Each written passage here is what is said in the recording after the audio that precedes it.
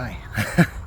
Well, hi to whoever's watching. I have no idea who I'm saying hi to because I don't really know what I'm going to do with this video.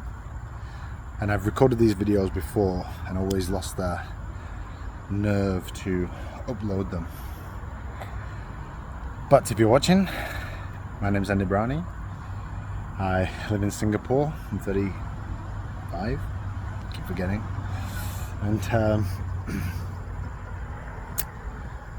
I don't know, I want to share some videos about my cycling journey and how I started and what I'm doing now to try and get better. Let's go. Yeah, I think I watch a lot of YouTubers who do like cycling stuff and cycling content, like Katie Kookaburra and Andy C, a lot from the UK, but also Melvin Tan from Malaysia. Does some really good videos. I think the reason I want to do this is, I think firstly to share my journey and kind of the journey I've been on since I took up cycling and the role it plays in my life, because I think it now plays a really important role in my life, if I'm honest, from a kind of mental wellness and physical wellness, of course, point of view, more so the mental side, I feel, which I think a lot of people can relate to, and also hopefully just to encourage people, share things that can hopefully encourage people to cycle. So where shall I start? I took up cycling during COVID, like a lot of people. I bought a bike from Decathlon. It was a good Decathlon bike. It was a Van Rysel, about $1,000 I think I paid for it, and that's how I started. Clipping pedals was the first thing that I bought, because I knew that from previous riding in the UK that if you want to ride and you want to enjoy it and you want to go fast, clipless pedals. Not an absolute necessity, but very much nice to have. And once you go with clipless pedals, SPDs, whatever, I don't think you can go back. I think it's impossible. But yeah, so I kind of started there. I started cycling during COVID. So in lockdown in Singapore, we couldn't leave the country. So I started cycling with some friends, cycling on my own, and then really started to explore Singapore more broadly. It's not a very big place, but did around the island, which is about 160k, and then did a 300 kilometer and a 200 kilometer Audax here in Singapore. Audax long distance riding. Maybe I'll do one video just about my Audax experience, because oh my god, that has been an intense journey, and I had some very good friends to pull me through dark moments, let's say.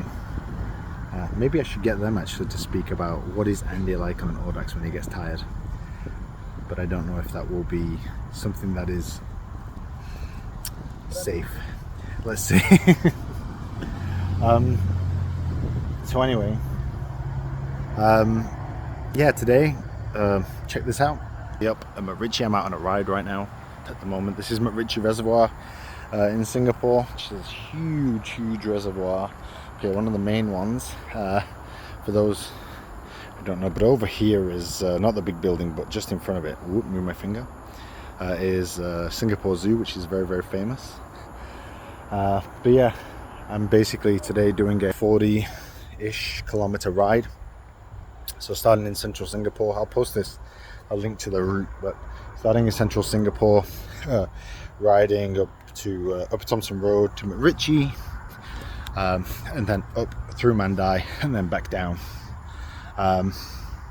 It's a good route because it's a very popular cycling route up here. Mandai Road is full of cyclists, but it's just a good one. I've got a couple of hours free before dinner, which is going to be hot pot tonight.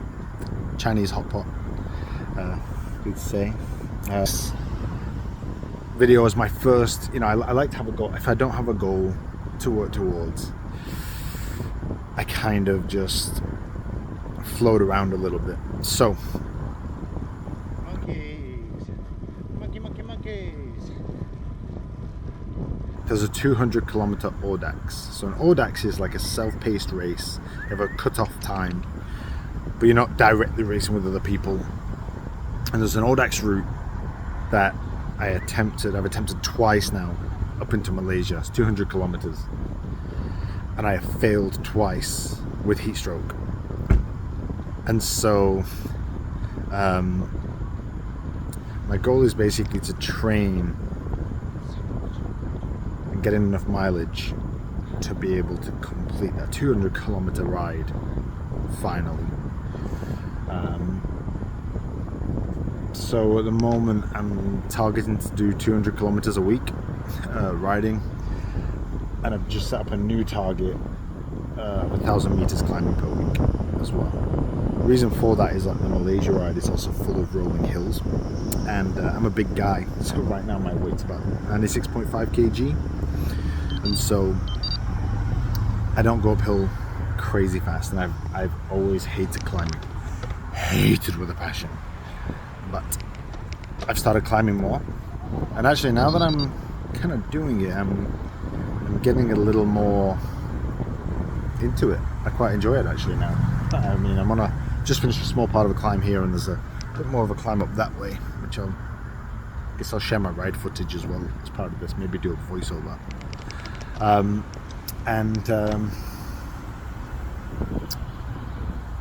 Yeah, but now I've got that into the kind of getting into the technique, but it's actually quite easy. It's getting easier, let's say. Rolling hills are always going to be tough. I think they just gradually take the energy out of you. They just zap you. So I think two things I've been trying to do is first lose weight, because it's all about your power to weight ratio. So first way I can increase my power to weight ratio is by losing the weight. So even if I stay at the same power, it goes up. But also increasing my power, which is why I'm doing the training, threshold rides, and riding this kind of mileage mixture of like zone 4 and zone 2 rides. Not really a fan of intervals, not really my thing. I don't have the discipline for it when I'm outside. Not structured anyway, I guess. Then about 2 weeks ago, I was doing some climbing on Rouvy, which is like this augmented reality riding platform. And that basically some of those climbs, it gives you it works out your FTP. If you're riding long enough, it will say, oh, actually you've now done this power output and this is your new FTP.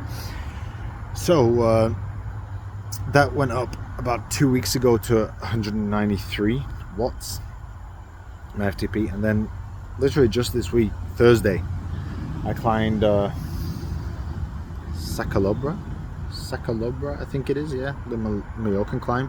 Because you can climb real climbs on Rouvy, and actually my FTP is now estimated at 209, so it's gone up quite significantly since I started, and I think that's down to this getting the mileage under my belt first, and doing that mileage consistently, but also then doing climbs. And Sacalobra is the biggest climb I've ever done in my life. That was like 700 meters of climbing over like 20 kilometers, something like that. And it was tough, but being able to do that and doing less, like I'm doing one climb a week like that at the moment. Yeah, it's good, man. It's really helps. So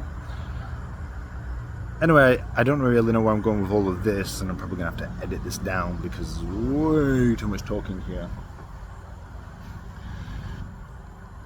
But yeah, I think I'm going to post this as my first video, and hope people like it.